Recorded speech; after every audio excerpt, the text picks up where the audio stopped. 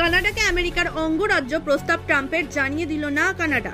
Justin Trudeau ইস্তফা দেওয়ার পর কানাডার আমেরিকার 51তম অঙ্গরাজ্য হওয়ার প্রস্তাব দিলেন হামু মার্কিন প্রেসিডেন্ট ডোনাল্ড ট্রাম্প। যদিও এটি প্রথমবার নয়, এর আগেও তিনি এমন প্রস্তাব দিয়েছিলেন ট্রুডো সাক্ষাতের পর, তবে তা খারিজ করে দেন ট্রুডো। সোমবার নিজের সোশ্যাল মিডিয়া থেকে এমন প্রস্তাবের পাশাপাশি তিনি তুলে ধরলেন যে ঠিক কোন সুবিধাগুলি কানাডা পাবে। ট্রাম্প লেখেন, তাদের দেশ যেন আমেরিকার 51তম অঙ্গরাজ্য হয়ে ওঠে, সেটি কানাডার সকল মানুষ চাই।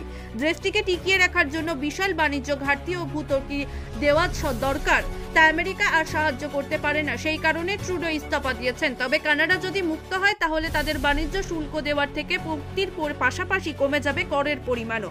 এছাড়াও তারা পাবে পরিপূর্ণ নিরাপত্তা চীন ও রাশিয়ার থেকে।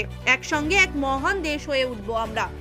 যদিও এই প্রসঙ্গে ট্রুডো নিজের অবস্থান প্রকাশ এনেছে। তিনি বলেন, কোনো সম্ভাবনা নেই, মার্কিন যুক্তরাষ্ট্রে অংশ হওয়ার সুযোগ নরকেও নেই।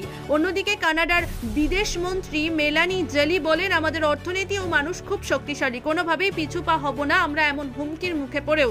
এবার দেখার বিষয় যে এবার কি পাল্টা প্রতিক্রিয়া আসে ট্রাম্পের তরফ থেকে।